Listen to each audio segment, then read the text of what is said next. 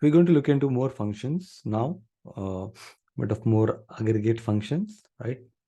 So what I'm going to do is I'm going to kind of restructure this naming convention so that it's easier for us. Instead of sales, right? I can actually rename this uh, aggregate functions, right?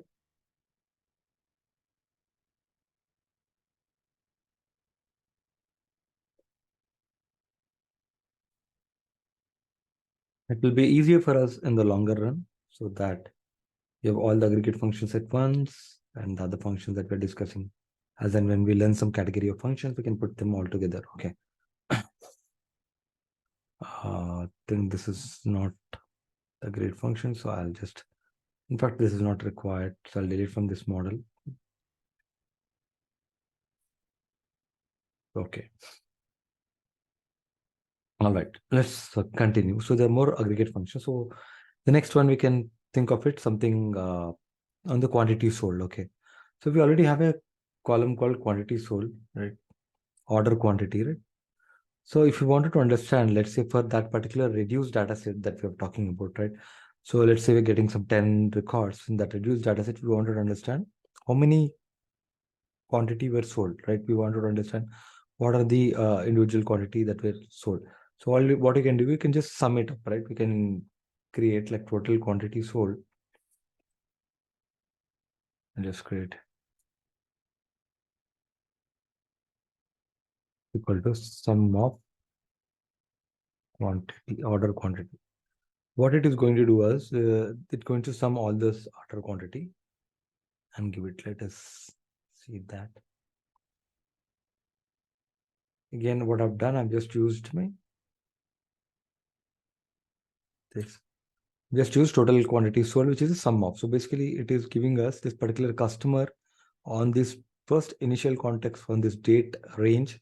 This particular customer has a minimum sales this much, has a maximum sales this much, and the total quantity that he has basically bought, like total quantity that was sold on that particular for that particular customer 386.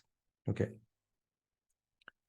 and further we can create more functions. So if you wanted to understand like how many like transactions this customer might have done, so this is the quantity sold. Basically, if you look at this, the quantity is sold is something different, which is maybe 11, 10, right? At one order, in one order, you might have bought 10 quantity, right?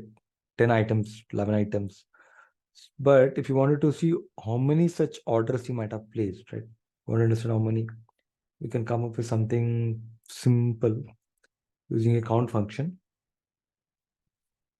Total count, maybe you can see how many orders you might have placed. You can say count of, simply I can count the order number, right? So we will get what is an order number, or simply we'll get like what is the orders that this customer might have placed. So let me just add it. As you can see, 45. We can still reduce more and see, get more insights. So as and when you keep reducing, you get more insights. You can see. Now this 21st limited between this date range, right, has ordered 11 orders. He has placed 11 orders.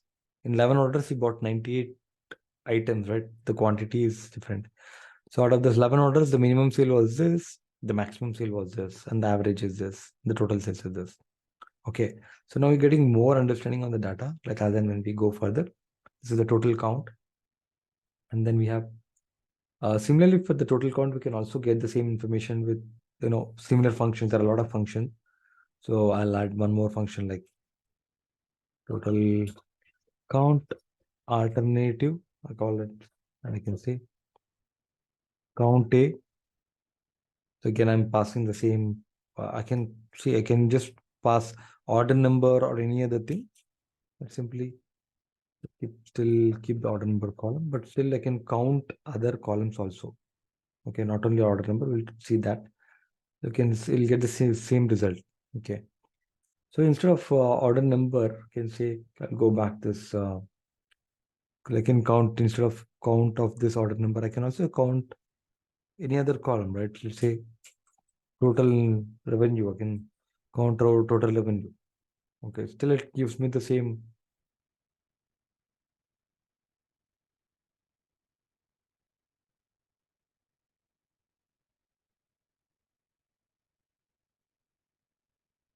I've just added total count and I'm just replacing this total revenue instead of order number. Still it gives me the same result. Okay.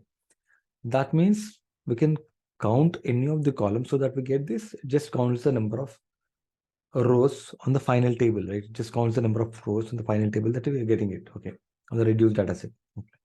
So we can also count the overall transactions, right? Like by using another function called COUNTROWS. Instead of counting any specific column here, I can directly count the number of rows in that reduced data set of the table. So there's something called COUNTROWS.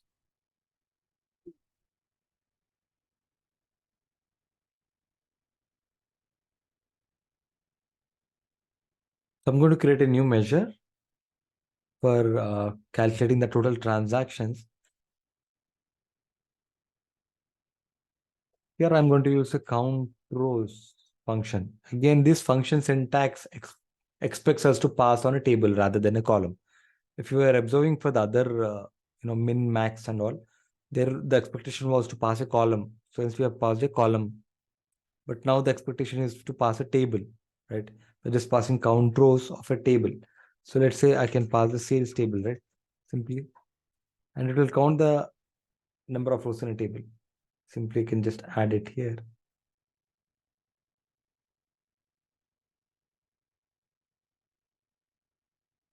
I'm trying to reduce the name of the column so that the size is reduced. Okay.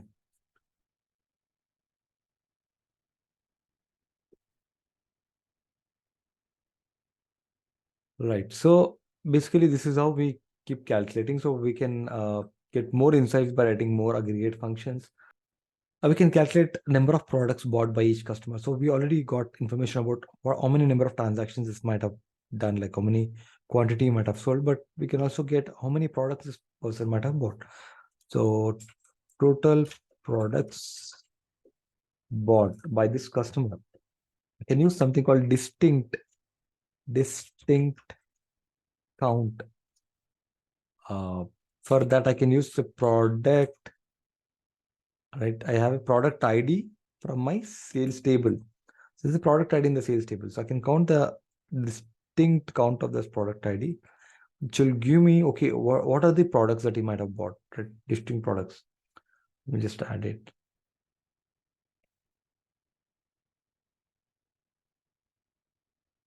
Drag and drop here. Total products bought by this customer, 8. That means 8 products. So you already know if you go back to your products table, there are like 15 products, right? If you look at this count, 15 products. Out of the 15 products, you might have bought some of these eight products. Like you can see different products. So it will give you complete picture of all the data. So this can be changed across any other product. Like you can change instead of customer name, you can slice and like you can arrange the data in a different manner. Still the measures work. Okay. So all you need to understand is how these measures works. And when you play around with these different measures, you'll get more insights on how these measures work. Okay. Let us go to the next one.